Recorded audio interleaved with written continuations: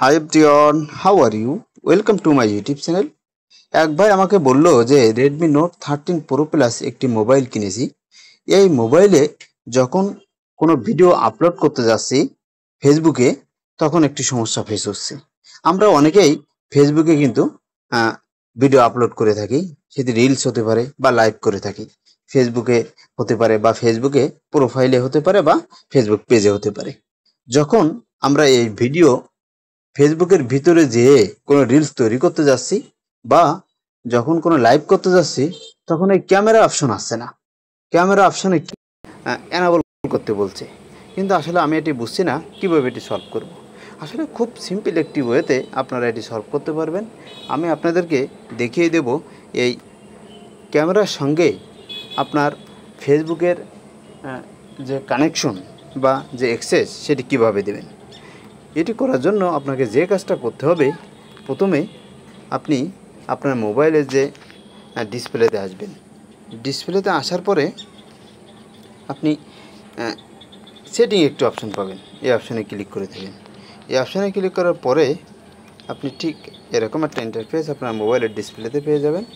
Scroll down করে নিচের দিকে আসবেন। নিচের দিকে আসলে আপনি অ্যাপস পারমিশন একটি অপশন পাবেন, এখানে ক্লিক করে দেবেন। এখানে ক্লিক করার পরে আপনি খুঁজবেন আপনার ফেসবুক পেজটি বা ফেসবুক অ্যাপসটি। ফেসবুক অ্যাপসটি আপনি পেয়ে গেলেন। এখান থেকে ক্লিয়ার ডাটা একটি অপশন আছে, এই অপশানে আপনি ক্লিক করে দেবেন।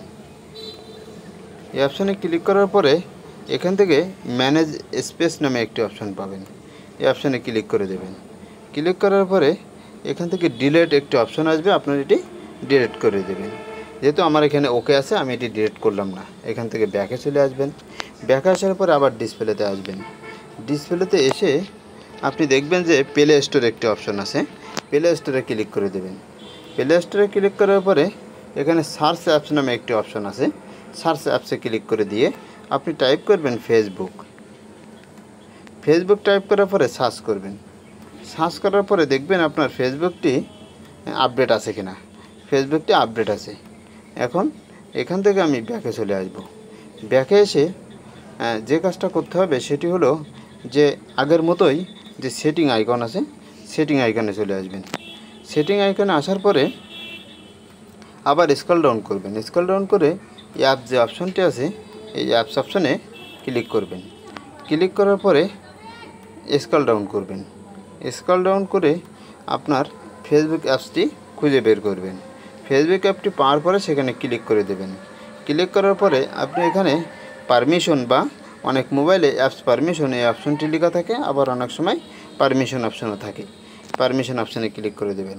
ক্লিক করার পরে এখানে দেখবেন যে ক্যামেরা অ্যাক্সেস নামে একটি অপশন আছে, এখানে অনেক সময় ক্যামেরা লেখা থাকবে আর এই মোবাইলে অ্যাক্সেস আছে।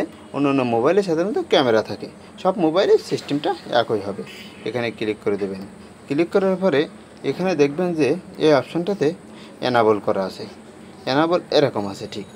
এজন্য এই অপশানে থাকলে আপনি লাইভ বা কোনো ভিডিও কিন্তু ফেসবুকের ভিতর থেকে ডাইরেক্টলি করতে পারবেন না, কারণ আপনাকে অ্যাক্সেস দিতে হবে। অ্যাক্সেস দেওয়ার জন্য এই অপশন যে অপশনটি আছে এই অপশানে এনাবল করতে হবে। এনাবল করে বেরিয়ে যেয়ে আপনি এখন ফেসবুকে যাবেন।